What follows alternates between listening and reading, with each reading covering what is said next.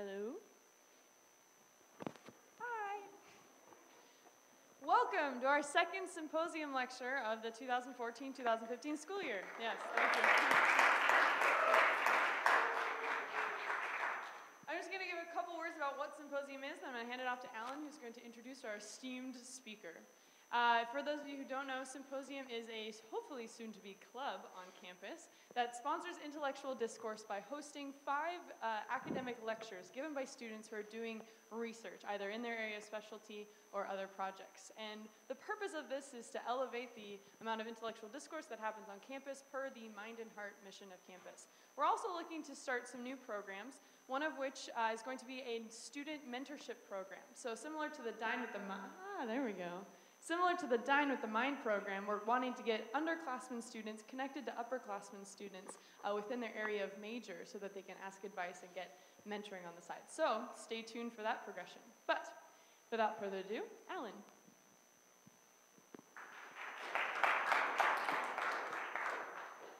Well, good evening. Thank you for being here. My name is Alan Mickelson. I teach in the Communication Studies Department. And it's my pleasure to introduce Lindsay Slater to you tonight. She's a senior speech communication and Spanish major, and she's worked on this project on relational maximization and affectionate communication over the past almost year and a half now with Flannery Fox, who graduated in 2014. A little bit about Lindsay. She enjoys traveling. She's been to Costa Rica, Guatemala, Nicaragua, and Cuba with different Whitworth programs, and she's planning on traveling to Spain in January, so she's quite the world traveler. She's worked at the Whitworth University Library for the past few years, and after graduation, she's thinking strongly about pursuing an advanced degree in library science. Lindsay's put a great deal of work and effort into this project and this presentation, so let's start by giving her a big round of applause.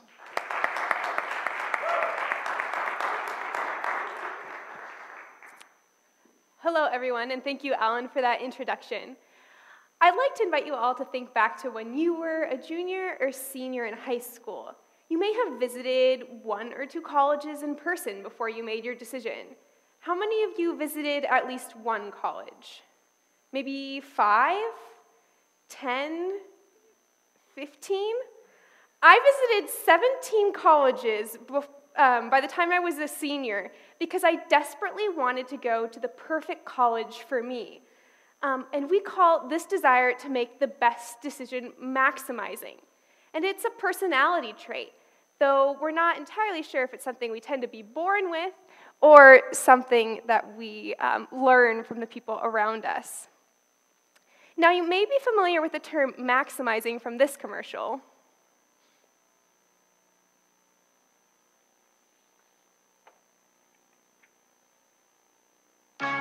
Here's an idea. Start shopping a new way. Start maximizing. At the place where you always get more than you pay for. TJ Maxx. Brands you love. Prices that work for you. Max style. Max savings. Keep your standards high and your spending low. Fashion, family, home. Max what matters most to you. Max life at TJ Maxx.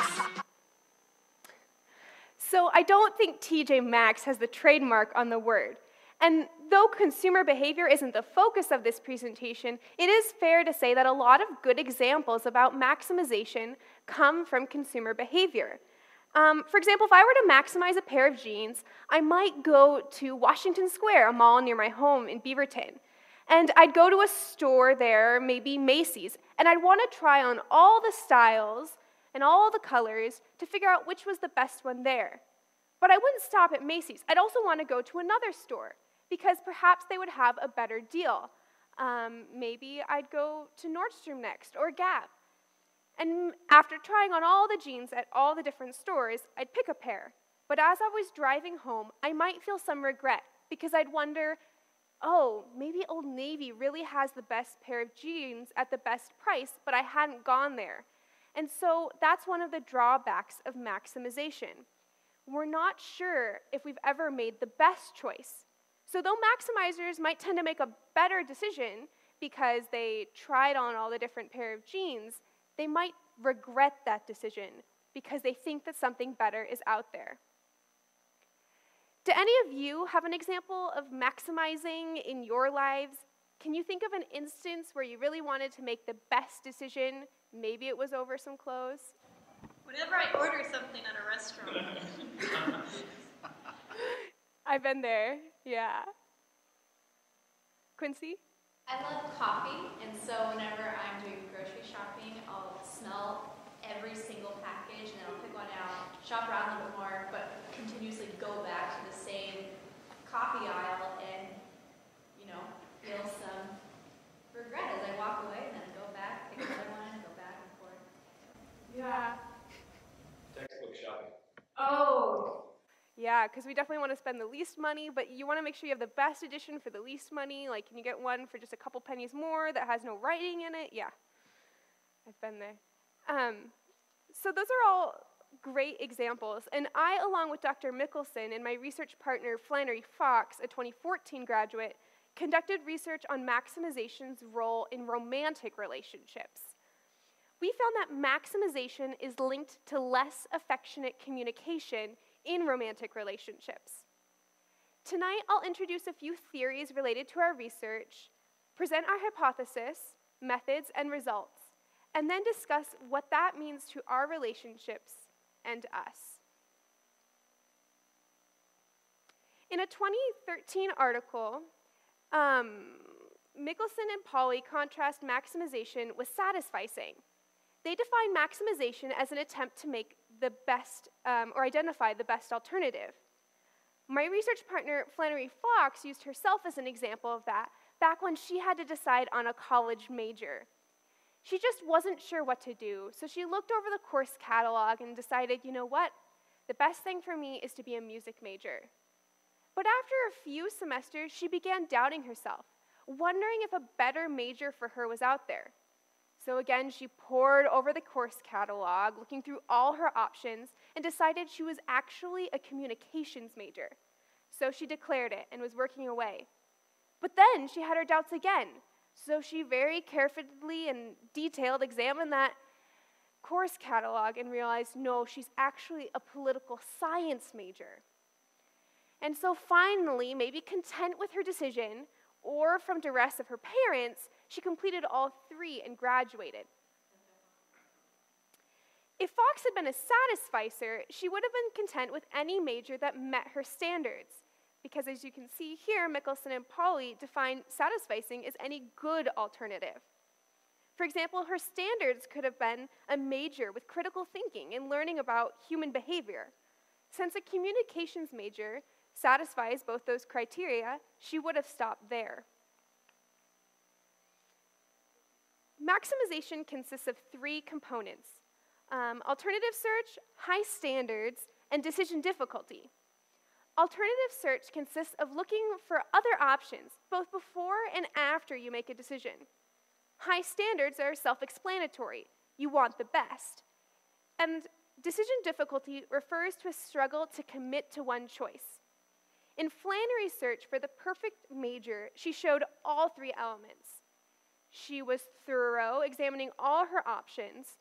She had high standards for herself because she wanted the best major for her, and she agonized over her decision, showing that she had decision difficulty. Maximization in romantic relationships is a trait-level variable. In other words, maximization is a personality trait rather than just a behavior. You may be able to think of someone you know that maximizes in relationships. One of my friends fessed up to maximizing. We'll call her Katie. One guy had been showing interest in Katie for quite some time, but Katie just wasn't quite sure. She waited a long time before doing anything about it because she wanted to make sure that he was the right guy for her. And then she had a hard time making a decision. She told everyone about her quandary. I heard about it. Her roommate heard about it. Everyone did. And finally, under the suggestion, she went for it, even though she faced that decision difficulty. But once she was in the relationship, Katie found herself wondering if something better was out there. She'd compare her boyfriend to the other guys, relieved each time she decided her boyfriend was better than them, and afraid she'd find someone that was actually better for her out there. In the end, the relationship wasn't good for other reasons, but Katie says that maximizing probably didn't help. In other words, maximizing can make us dissatisfied with otherwise great relationships. When I think of maximization in relationships, I also think about the character Howard Wolowitz from The Big Bang Theory. He thinks he's a ladies' man, but he's actually pretty despicable. He lives with his mom, and he says the weirdest things. But when he finally gets a date, his maximizing traits are quite evident. Hey, Howard, why haven't you called Bernadette? Did she say something? Yeah, she said she hasn't heard from you in a week. I thought you liked her. I do, yeah, but she wants a commitment, and I'm not sure if she's my type. She agreed to go out with you for free. What more do you need? Look, Bernadette is really nice. I just always thought when I finally settle down into a relationship, it would be with someone, you know, different. Different how? Well, you know, more like Megan Fox from Transformers. Or Katie Sackhoff from Battlestar Galactica. Are you high? Here we see Howard holding high standards. He expects his girlfriend will be like Megan Fox. And he's thinking of alternatives, wondering who other than Bernadette is out there. Finally, he is having a hard time making the decision to commit to Bernadette.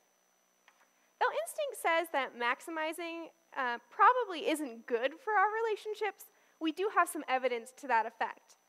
Mickelson and Polly in 2013 examined the maximization's role to the investment model. The investment model explains how committed we are to relationships. Both satisfaction with our relationships and investments, meaning the time, money, and effort we put into that relationship, increase commitment, whereas the presence of alternatives decreases our commitment. Maximizers are less likely to be satisfied or to invest in their relationships. And they also have more alternatives because of that alternative search component. They also found that maximization directly decreases commitment. One type of investment in our relationships is the effort we put into communicating our feelings of affection. Floyd defines affectionate communication as an individual's feelings or expression or enactment of feelings of closeness, care, and fondness for one another. Affectionate communication is a behavior. We can express affection without feeling it. Here's an example. Maybe at some point in your childhood, your grandmother gave you something like a pair of socks for Christmas. At the time, you felt disappointment. But even though you weren't feeling affectionate or warm towards your grandmother, you still might have given her a hug. In other words, you expressed affection, but you didn't feel it. We can also feel affection without expressing it. You may have a crush on campus. Though you really like them, you probably won't give them an extended hug or write them a love letter. With your crush, you feel affection or liking, but you won't express those feelings through some sort of declaration. Affectionate communication takes three forms. Verbal affection uses words, like the classic, "I love you." Nonverbal affection includes behaviors like hugs or smiles. And support affection are the actions that we perform for one another. Notable is that support affection does not directly contain messages of affection. For example, I might unload the dishwasher for a loved one because I want to support them. Or I can also unload the dishwasher because I want it emptied. So when we talk about these three types of affection, we're talking about the expression of affection, but not necessarily the feeling of affection. Affectionate communication is good for our relationships and for us in a whole host of ways, as described by Corey Floyd in Communicating Affection. Receiving affectionate communication is connected to, and bear with me here, physical health, psychological health, less depression, improved exam performance, self-esteem, interpersonal competence, and life satisfaction. Affectionate communication improves the quality of many types of relationships, including marriages, parent-child relationships, friendships, small group relationships, and even between strangers. And when we communicate affection into our relationships, we also benefit. People report more closeness and satisfaction when they're in relationships where they receive affectionate communication. And when they communicate affection, they feel happier, more self-assured, and more likely to be in an ongoing and satisfying romantic relationship. To this point, we've defined maximization, discussed its relationship to the investment model, defined 3 types of affectionate communication and their impact on relationships. Based on this information, Flannery Fox and I developed the following hypothesis. Our hypothesis is maximization is negatively correlated to affectionate communication, because if you're always looking for alternatives, you may be less likely to put the time and effort into affectionate communication, or invest by means of affectionate communication. In order to test our hypothesis, we conducted a survey with 83% participants who were in romantic relationships at the time. The breakdown in sex is 26 men, 56 women, and 1 not reporting. Our sample was young, representative of the college population, with a mean age of 21.07 and a standard deviation of 4.8. Our survey included measures of maximization and romantic beliefs, as well as a measure of affection. These measures had already been tested in previous research that included Dr. Mickelson. Participants responded to prompts including, I wonder if I would be happier in another relationship. I know what I want in a relationship and I won't compromise. And finding a relational partner is difficult because I want to find the perfect person for me, among others. Because our method is quasi-experimental and all the data was collected at the same time, we couldn't test for causation. Instead, we looked to see how closely correlated the variables were. So the test was for association. Good synonyms for that are correlated, associated, or related variables. An association is a statistical technique that is used to measure and describe a relationship between 2 variables. When there is knowledge of one variable and there's an association, it reduces uncertainty about the other variable. In other words, the variables go together in some sort of systematic way. Here's an example that I've heard. Apparently, ice cream sales and murder rates are correlated, but that doesn't mean that if we buy ice cream, it causes murder. Instead, they both occur in the summertime, and I think there might be some sort of cause in the research that says that heat is connected with aggression. But that's what you can see, that just because we know one and it's correlated doesn't mean that we can say it causes the other. Here's an example of a shared variance that's moderate, using the statistical correlation of Pearson's R equaling 0.5. And when we square that and it gets 0.25, that's actually the overlap between the 2 variables. So we can say that the left circle, which is one variable, tells us about the other variable, the right circle, 0.25, or a quarter of what's going on. Here are our results in Pearson's correlation. We found that maximization was negatively correlated with affection. In other words, higher maximization is correlated to lower affection. This means that as maximization goes up, affectionate communication goes down. So the higher you are in your tendency to maximize, the less you communicate affection in your romantic relationships. And this was true for all 3 types of affectionate communication. Verbal affection had a correlation of negative 0.136, nonverbal of negative 0.222, and support affection of negative 0.294. We also broke down our results into the different components of maximization. And what's interesting is that alternatives and decision difficulty are both negatively correlated to affectionate communication, which means that the more we search for alternatives, the less affectionate communication we produce, and the harder that we have a time making decisions, the less affectionate communication we observe.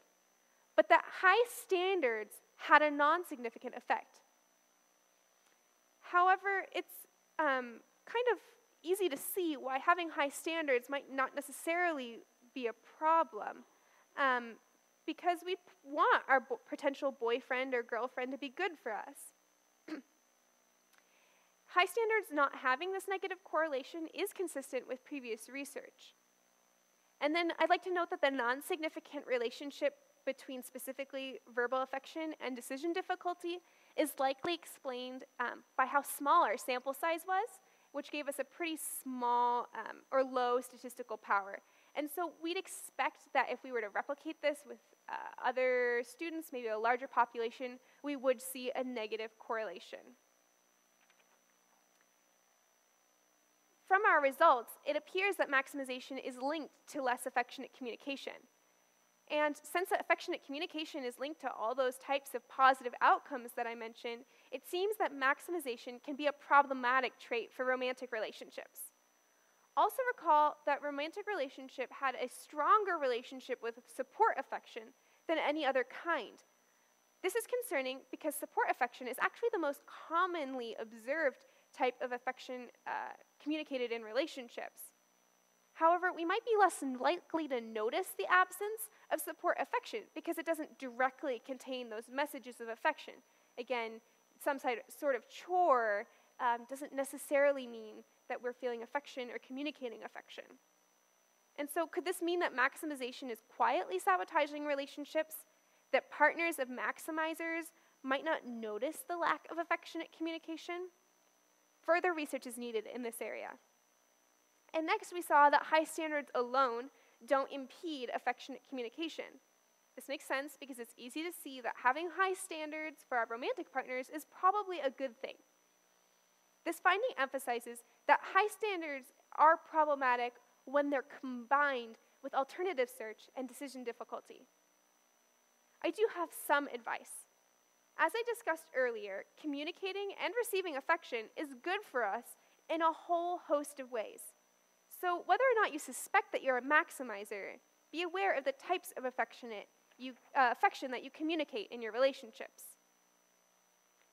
I remain curious about the nature of the relationship between maximization and affectionate communication. Is there a causal relationship?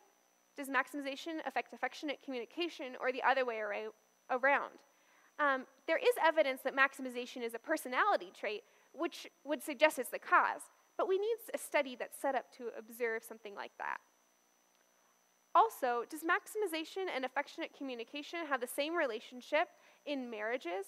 Marriages are more committed, so maybe maximizers see more value in communicating affection and investing. Finally, how does maximization influence the course of relationships? In other words, do maximizers have fewer relationships because so few people meet their high standards, or do they have more relationships because they're always looking for alternatives? And are the relationships longer or shorter on average? In summary, maximization is a trait that many of us have, a desire to make the best decision. Maximizers have high standards, look for alternatives, and have a hard time making decisions. Previous research showed that maximizers are less committed in their relationships. We found that maximization is correlated to less affectionate communication of all types.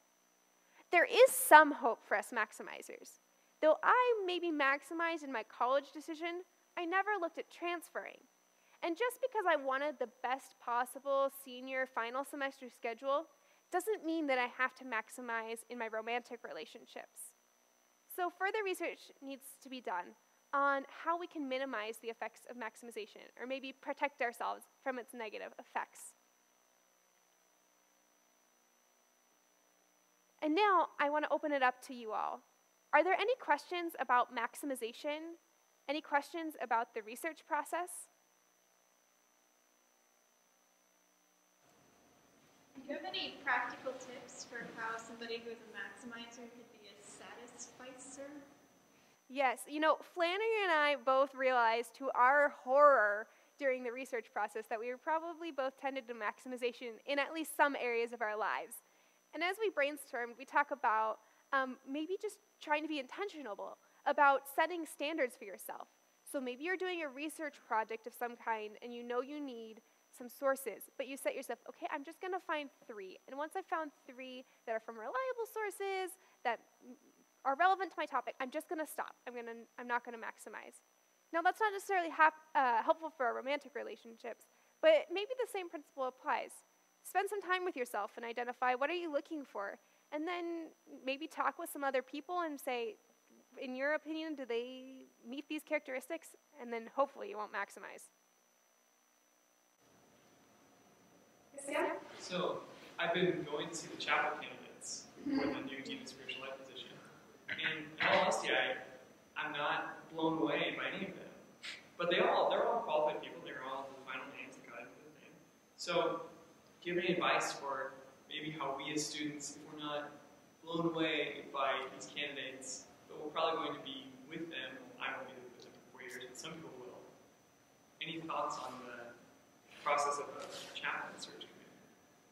Yeah, so I definitely wouldn't say that now we need to go back and evaluate every single person out there, because there's been research done on different areas, including career decisions, which is kind of like the inverse of that. And they found that though maximizers actually might have a better job, they're less satisfied with that job.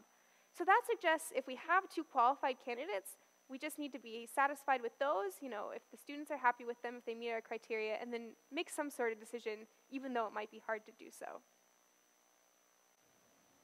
I noticed in your results you had a length of relationships that you surveyed for. Did you notice a correlation between people who maximized and the length of their relationships, or is there not always going to be a trend there? We actually didn't investigate that. When you're doing quantitative research, it's really tempting to go through and just test for every possible relationship.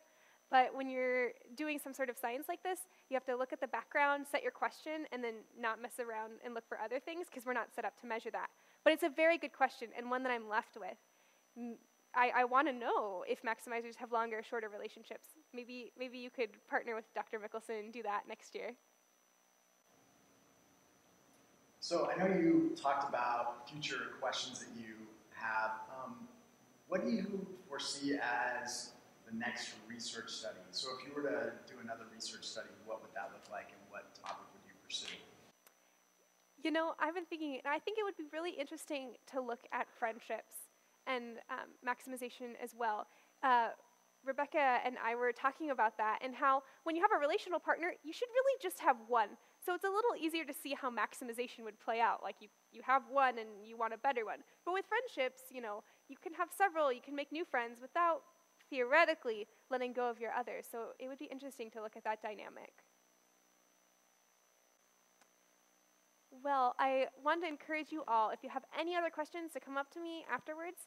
I'm really happy that I got to share this all with you. And if you want to hear some more about relationships this evening, Dr. Mickelson will be doing a prime time in BJ with open questions if you want to ask about friendships or romantic relationships.